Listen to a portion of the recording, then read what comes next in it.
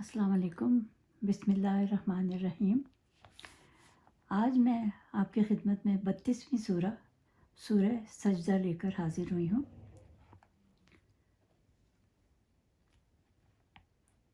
ये निजात दिलाने वाली सूरह है और इस सूरत को कसरत से पढ़ना चाहिए। इसके 3 रुकू और 30 आयत हैं। 18वीं आयत के अलावा ये मक्की सूरह है और इस 18वीं आयत में उन लोगों का तज़किरा किया गया है जो कुरान पढ़कर सजदा करते हैं, यानी कि जब सजदा लिखा होता है कुरान में तो उस टाइम सजदा लाजमी है। इसमें ज़िक्र किया गया है कि मुशरिकीन मरने के बाद दोबारा ज़िंदा होने पर यकीन न रखते थे, इसलिए इस सूरह में ख़ास तौर पर मरने के बाद ज़िंदा होने का ज़िक्र किया गया है। इसमें बताया गया है कि अल्लाह ताला ने कुरान हुज़ूर सल्लल्लाहु अलैहि वसल्लम पर उतारा, इसमें शक की कोई गुंजाइश नहीं। और ये हुज़ूर सल्लल्लाहु अलैहि वसल्लम ने ख़ुद नहीं बनाया, क्योंकि काफिर कहते थे कि ये हुज़ूर ने ख़ुद बनाया है। और इस सूरह में हुज़ूर सल्लल्लाहु अलैहि वसल्लम की रिसालत को साबित किया गया है और अल्लाह की वहदानियत बयान की गई है। कुफ़ार और मुसलमानों का तज़किरा किया गया है और वो मुसलमान जो अपना माल अल्लाह की राह में ख़र्च करते हैं उनका ठिकाना होगा जन्नत, और कुफ़ार जो करते थे उनका अंजाम बयान किया गया है। और इस सूरह में मूसा अलैहिस्सलाम का ज़िक्र बयान किया गया है और कहा गया कि अंबिया को झुठलाने वालों का अंजाम क्या होगा। इस्लाम के बुनियादी अक़ाइद का तज़किरा है, तौहीद, नमाज, रोज़ा, ज़कात, हज। कुफ़ार कहते थे कि हम ये इस पर ईमान क्यों लाएं, क्योंकि कुरान हम नहीं मानते कि अल्लाह ताला ने हुज़ूर सल्लल्लाहु अलैहि वसल्लम पर उतारा है, तो इसलिए ये वाली आयत नाजिल की गई। और हुज़ूर सल्लल्लाहु अलैहि वसल्लम ने फरमाया कि मैं और ईसा क़यामत के दिन इकट्ठे होंगे, क्योंकि मेरे और ईसा के दरमियान कोई नबी नहीं है। और ये ज़िक्र है कि अल्लाह ताला ने ज़मीन और आसमान 6 दिन में बनाए और जो कुछ भी इसके दरमियान में है। अल्लाह ताला हर पोशीदा और ज़ाहिर को जानता है जो हम करते हैं। लोग समझते हैं कि जो गुनाह वो छुप कर करेंगे अल्लाह उसे नहीं जान पाएगा, लेकिन अल्लाह ताला हर पोशीदा और ज़ाहिर को जानने वाला है। और कैसे अल्लाह ताला ने इंसान को खूबसूरत बनाया, कैसे मिट्टी से पैदा किया, फिर एज़ा बनाए, लेकिन इंसान फिर भी नाशुक्रा है और अल्लाह ताला का शुक्रगुज़ार नहीं होता। और जबकि हम मिट्टी से ही बने हैं तो मिट्टी में ही चले जाएंगे। तो कुफ़ार हर चीज़ से इनकार करते थे। इज़राइल अलैहिस्सलाम रूह कब्ज़ करने के लिए आते हैं। जब वो कुफ़ार की तरफ आते हैं तो बड़ी बुरी शक्ल में आते हैं, लेकिन जब मुसलमान की रूह कब्ज़ करने आते हैं तो बहुत खूबसूरत शक्ल में आते हैं। इज़राइल अलैहिस्सलाम से हज़रत इब्राहीम अलैहिस्सलाम ने पूछा कि क्या आप मुझे बताएंगे कि आप काफिर की रूह कैसे कब्ज़ करते हैं। तो इज़राइल अलैहिस्सलाम ने कहा, अपना मुंह फेर लो। और जब उन्होंने कहा कि अब देखो, तो आप सकते में आ गए, क्योंकि हज़रत इज़राइल अलैहिस्सलाम का सर आसमान को छू रहा था और आप बिल्कुल स्याह हो गए थे। अब उन्होंने कहा कि बताओ मुसलमान की रूह कैसे कब्ज़ की जाती है। तो उन्होंने कहा, मुंह फेर लो। फिर जब आपने मुड़कर देखा तो इज़राइल अलैहिस्सलाम के हुक्म से वो एक सफ़ेद बुराक लिबास में थे और नौजवान थे।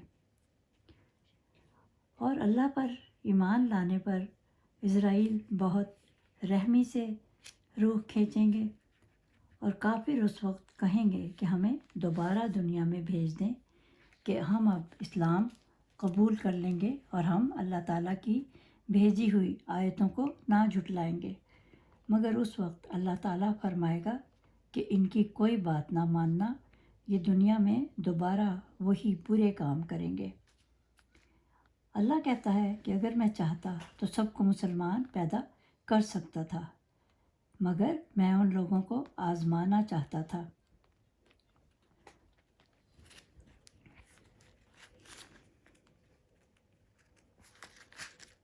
اور اس سورہ میں بتایا گیا ہے کہ جو اللہ کو مانتے ہیں اور قرآن کی آیتوں کو سن کر سجدے میں چلے جاتے ہیں، راتوں کو جاگ کر عبادت کرتے ہیں، اپنا نرم بستر چھوڑ کر، جنت میں ان لوگوں کے لیے ہے جو راتوں کو عبادت کرتے ہیں، یعنی اس میں تہجد پڑھنے والوں کا بھی ذکر ہے، جو روزہ رکھتے ہیں، لوگوں کو کھانا کھلاتے ہیں اور جو نیکی کرتے ہیں، ان لوگوں کو 7 گنا اجر زیادہ ملے گا، اور اگر کسی نے کسی دوسرے کی تکلیف دور کی تو اس کا اجر 10 گنا ہے۔ اور جو لوگ ایمان لائے ان کے لیے جنت ان کا ٹھکانہ ہوگا، اور کافروں کا ٹھکانہ جہنم ہے، اور کافر و مومن برابر نہیں ہو سکتے، اور کافر دنیا کا عذاب بھی ضرور چکھیں گے، یعنی امراض و مصائب میں گرفتار ہوں گے۔ یہ اللہ تعالیٰ کا عذاب ہی تو ہے، اور بے شک اللہ تعالیٰ مجرموں سے ضرور انتقام لے گا۔ مجرم ان لوگوں کو کہا گیا ہے جو قرآنی آیات کو جھٹلاتے ہیں، اور جس نے ناحق جھنڈا لگایا، یعنی اس سے لڑا جس سے لڑنا جائز نہیں تھا، ان کے لیے بھی ٹھکانہ جہنم ہے، اور جس نے والدین کی نافرمانی کی اس کا بھی ٹھکانہ جہنم ہے، اور جس نے ظالم کا ساتھ دیا وہ بھی جہنم میں جائے گا۔ اللہ تعالیٰ نے موسیٰ علیہ السلام پر کتاب تورات اتاری اور کہا کہ اس میں شک نہ کرو، اور ان کو بنی اسرائیل کے لیے ہدایت والا بنا کر بھیجا۔ صبر کرنے والے کا اجر بیان کیا گیا ہے کہ اللہ کی رضا پر راضی رہیں، اور کہا کہ جو ان آیتوں کو جھٹلاتے ہیں، اللہ تعالیٰ نے عاد اور سمود کو کیسا ہلاک کیا۔ کیا انہوں نے نہیں دیکھا کہ اللہ کیسے خشک زمین سے کھیتی نکالتا ہے، پھر ہمیں رزق مہیا کرتا ہے۔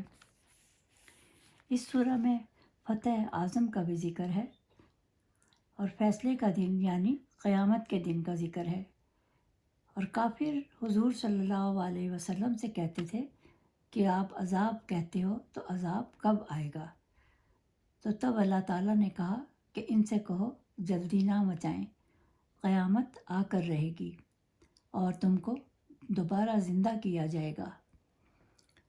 اللہ تعالیٰ نے حضور صلی اللہ علیہ وسلم پر قرآن اتارا، اس میں حکمت ہے، اس پر عمل کرنے کی کوشش کرنی چاہیے، اور حضور صلی اللہ علیہ وسلم کی سنت پر عمل کرنا چاہیے۔